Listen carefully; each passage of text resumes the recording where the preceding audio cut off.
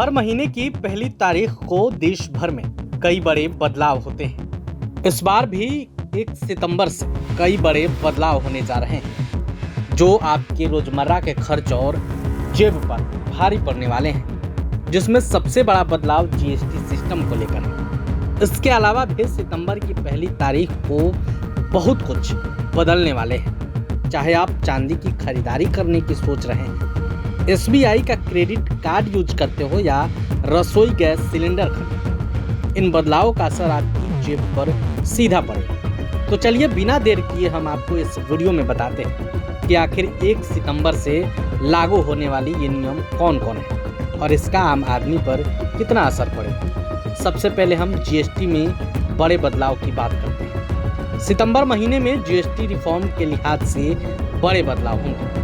GST council की 56वीं बैठक 3 और 4 सितंबर को नई दिल्ली में होगी। मीडिया रिपोर्ट्स के अनुसार टैक्स स्लैब में बदलाव आ सकता है।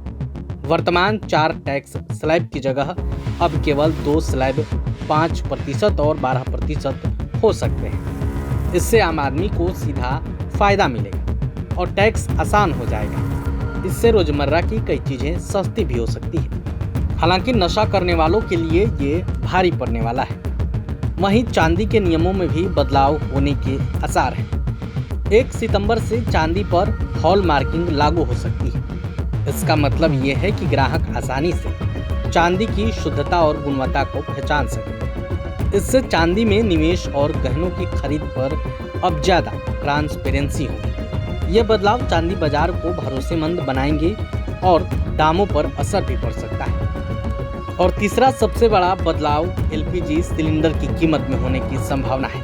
हर महीने की पहली तारीख को एलपीजी सिलेंडर की कीमत बदलती है। 1 सितंबर को घरेलू और कमर्शियल सिलेंडर के दाम तेल कंपनियों के हिसाब से तय होंगे। अगर कीमत बढ़ी तो रसोई का बजट थोड़ा बढ़ सकता है।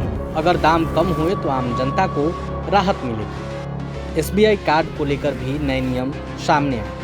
अगर आपके पास स्टेट बैंक ऑफ इंडिया का life style home centre SBI card या इसका सेलेक्ट वर्जन है तो आपके लिए एक जरूरी खबर है। 1 सितंबर से डिजिटल गेमिंग और सरकारी पोर्टल पर किए गए पेमेंट पर अब आपको रिवॉर्ड पॉइंट नहीं मिलेंगे। इसके अलावा बिल पेमेंट, फ्यूल खरीद या ऑनलाइन शॉपिंग पर चार्ज बढ़ सकता है। ऑटो डिबेट फिल होने पर 2% पेनाल्टी और इंटरनेशनल ट्रांजैक्शन पर अतिरिक्त फीस भी लागू हो सकता है। पीएम जनधन खाता धारकों के लिए भी जरूरी खबर। आरबीआई ने बताया कि प्रधानमंत्री जनधन योजना के खाता धारकों को 30 सितंबर तक दोबारा केवाईसी कराना होगा। सार्वजनिक बैंकों में पंचायत स्तर पर शिविर आयोजित किए जा रहे हैं। इस प्रक्रिया में पर्सनल और एड्रेस डिटेल्स अपडेट किया जाएगा। इससे खातों का रिकॉर्ड हमेशा सही रहेगा। इनकम टैक्स रिटर्न फाइलिंग की भी आखिरी तारीख इसी महीने है।